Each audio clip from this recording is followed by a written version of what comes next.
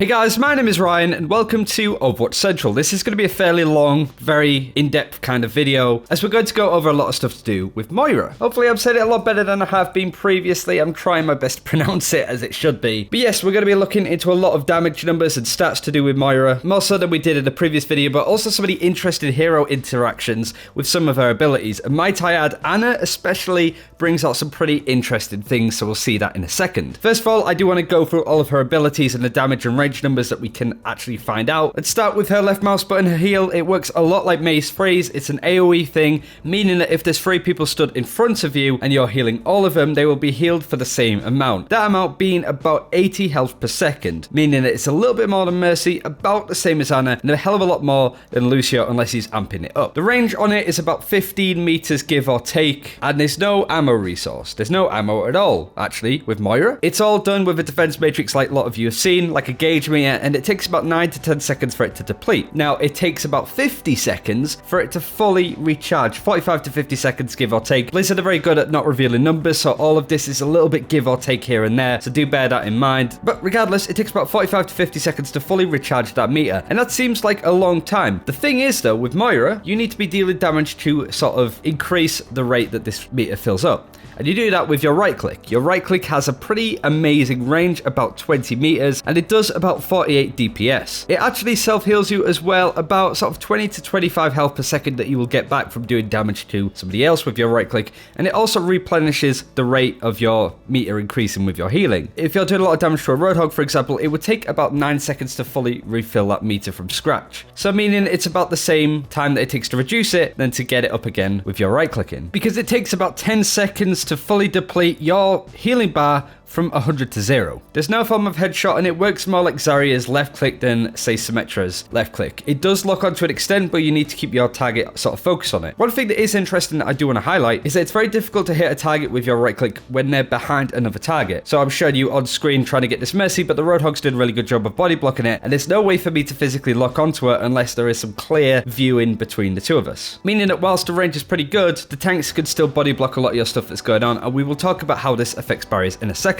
Let's go over the orbs. You press E and you are given the option to throw out a healing or DPS orb. These act like sort of pools of health and damage, meaning that the orb will stay around for 10 seconds until it basically comes off cooldown again, or when it heals 300 health. You will see the orb get a lot smaller as it heals people, but it doesn't move any faster, at least from the experience that we've had and from other people as well. If it is, it's minute. It heals everybody around it. It does more burst healing than Lucio's amp it up at close range. For damage, it's fairly similar, although it does 200 DPS instead of 300, so a little bit less than a healing. It locks onto as many targets as are around it, and it slows down a lot. It moves fairly quickly, but once it latches onto a target, it slows down by a big margin. It bounces off walls, everything, and it can also go into the sky quite annoyingly, but it will stick around for about 10 seconds or until it has hit its cap of how much healing and damage it can do. It does pass through shields. We'll look at this when we go through some of the heroes as well, and it damages for 50 DPS per enemy with the orb and also heals for 80. Let's talk about Fade. Fairly straightforward. You disappear for about 0.8 to 1 second. This is what I mean about the give or take. It's very minute,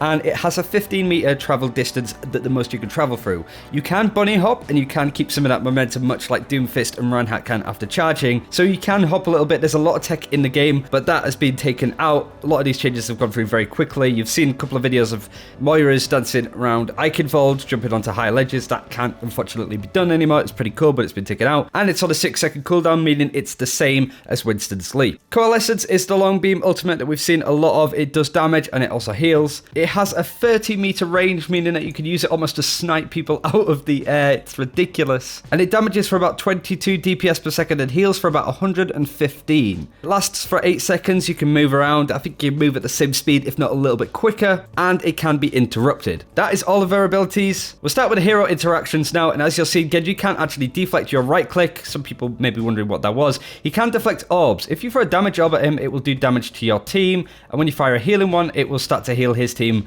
and will do nothing for you, as you're seeing on screen with Miska just running with the orb and just getting away. He cannot deflect the ultimate as well. It's worth mentioning there's not going to be any crazy laser beam shot around or anything like that, so you could just burn through him. Flashbang doesn't affect you once you're in Fade. It can catch you on the way out because it's only a second, but Flashbang can interrupt your ultimate. It is a channeled ultimate. Some people thinking it was a transformation one.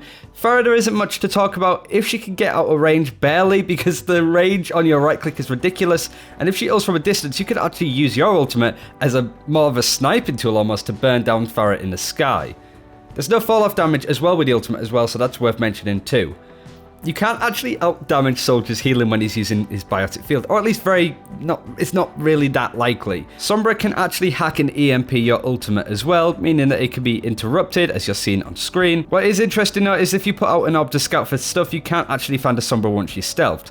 You see that she's been caught now as she came out of stealth, didn't move while she was there, and it didn't catch her. Now, you can't actually out-damage Bastion's healing when he's healing himself. That's not just the armor, it also happens when he gets down to health as well. He just heals all the way up, meaning that it's very difficult to actually do any damage to him. Hands of Scatter Arrow and Infrasight has very interesting reaction with Fade.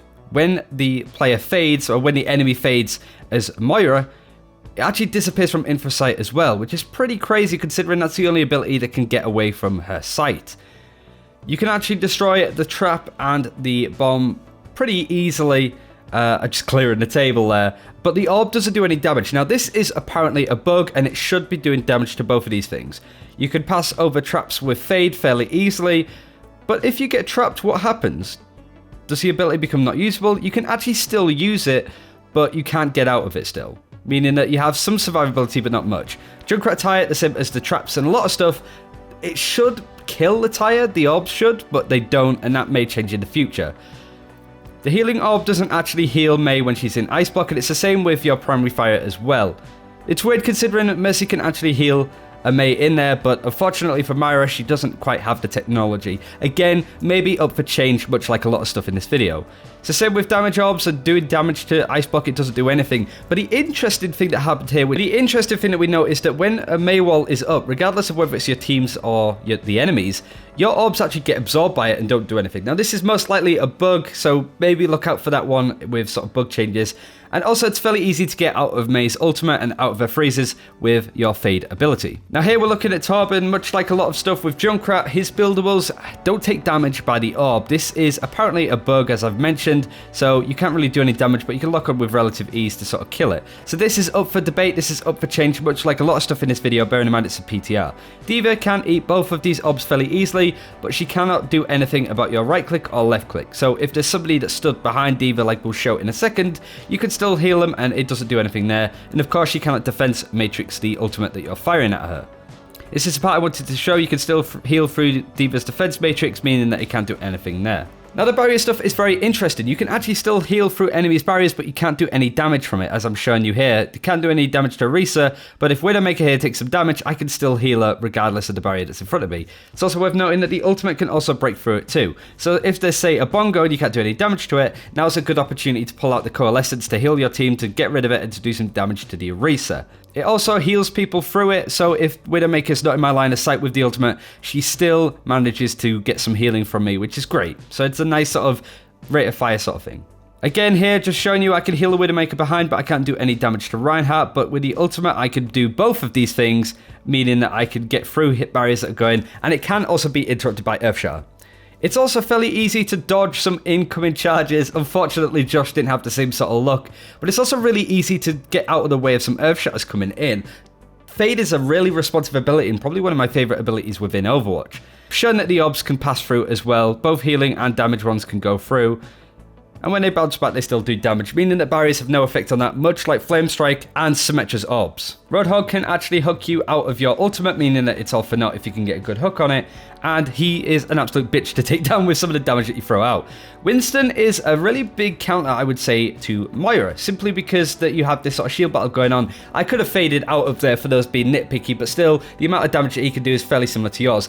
This is very interesting. When Zarya shields and you throw a damage orb at her, it does nothing. It doesn't charge up Zarya by doing some damage to her. It just simply passes through her as if she isn't there. It's not the same though for her right click. It still charges up Zarya, and it's also the same for the ultimate. You can still heal through Zarya's bubble even though she puts it up to block stuff that's happening. You could fade out of Graviton fairly easily and just sort of protect your team. But I'm actually giving Zarya some weapon charge here, so it's not the same with that. But the Orbs especially are very interesting, probably something that's up for debate. Sleep, much like Earthshatter, can be dodged relatively easy, and you can be slept out of your ultimate as well. It's a fully channeled one for those thinking it may have been a transformation one. It unfortunately isn't. But also what's interesting here is I take a little bit of damage, I got to sort of do some damage to regen, but the nano grenade stops that in its tracks. On that subject, when you are nano grenaded from your team, your regen is a lot faster, but your weapon regen isn't any different. Just worth noting for those that may be curious. Now what's interesting here is if I get nano boosted, I do about the same amount as healing and do more damage, much like a lot of heroes in Overwatch. Mercy doesn't do more healing when she's nano boosted, but here's some pretty interesting stuff as well. If I throw out an orb, it depletes a lot quicker. It still does 200 damage, but it does it faster.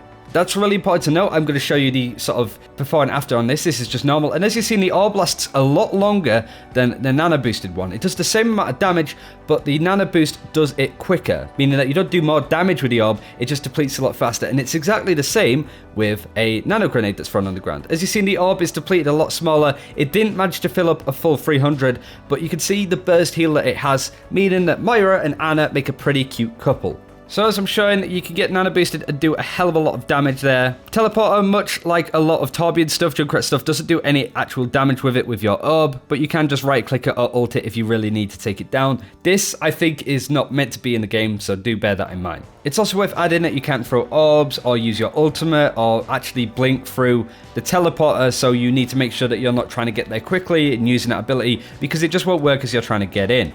And also with Xenia, there isn't much other than the fact that you can't actually out-heal his orb with your damage. It's the same as Anna, it's the same as Mercy, and you can actually out-damage Lucio's AoE healing unless he's amping it up, in which case it is fairly even. But that's pretty much everything I wanted to go over in today's video. As I said, there's a lot of stuff in it, so hopefully you've got as much information out of it as fully possible. And let us know if there's anything that you've missed, any tips that you can give in the comments below. Hopefully you enjoyed this video, like and subscribe if you haven't already, and until next time, take care, we'll see you then.